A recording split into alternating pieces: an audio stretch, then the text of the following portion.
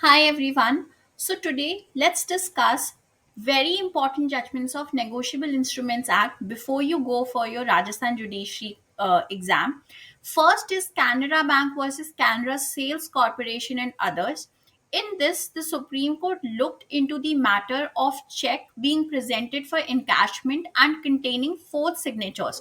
So the Supreme Court said that where a check is presented for encashment but it has four signatures on it, the bank is freed from its legal liability of making any sort of payment. And if the bank makes any payment on that check, then it would be considered that the bank has acted anti law by debiting the customer with amounts of the check.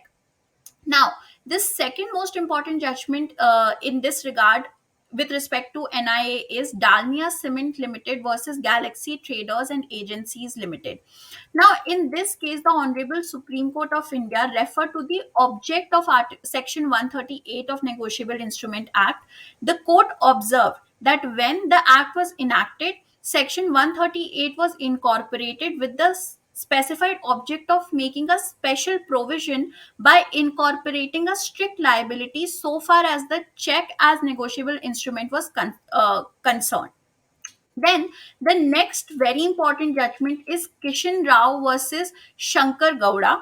The Supreme Court has reiterated on the scope of revisional jurisdiction of the High Court in this case, and the Supreme Court said that the High Court is not to interfere with any magistrate's order unless it seems to be completely unreasonable or there is no consideration of relevant material.